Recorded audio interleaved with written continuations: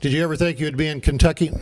Actually, no, I didn't. I just found out on Saturday or Sunday that I was going to be coming probably, so. And there's two compelling reasons for you to be here, right? Yes, there is. First, to take communion here in Kentucky, and then to see my fiance, Jeremy. Yes, love, isn't it sweet? And how many of these services have you been to now? This is my third one.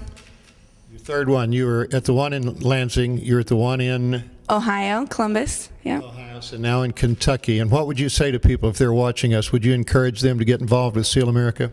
I would really encourage them to take communion at 1123 in their own homes, to really help be involved, even though they can't be in the specific state that you guys happen to be in. But even at home, they can still, you know, touch and other people and take communion.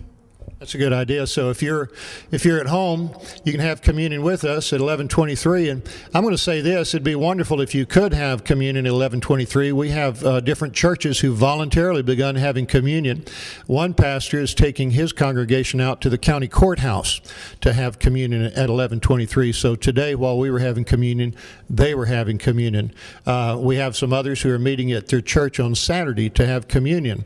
But if you can't do it at 11:23, do it anyway, because this is a year of national communion. So what would you say to young people your age about getting involved? I would definitely encourage them to kind of keep checking in on the website, seeing what's going on.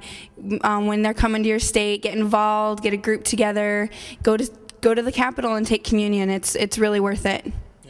So even if you have to drive, it's worth it. Just get a carpool together, a van load of people, a bus load of people. You actually came how many hours to be here today? 7 hours.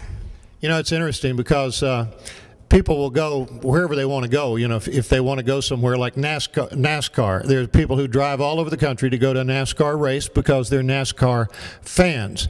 And so when I hear people say, well, you know, it's a little far, one fellow told me recently he couldn't drive 2.5 hours because it was too far. And I happen to know that person goes to the races. He'll go down to Daytona to the NASCAR races, but he won't drive 2 hours to have communion. So it's a matter of priorities, isn't it? That's exactly what it is. All right, so we're saying, what are we saying? We're going to be real nice, and we're going to say, if you can drive all the way to Florida to go to a NASCAR race, then you can.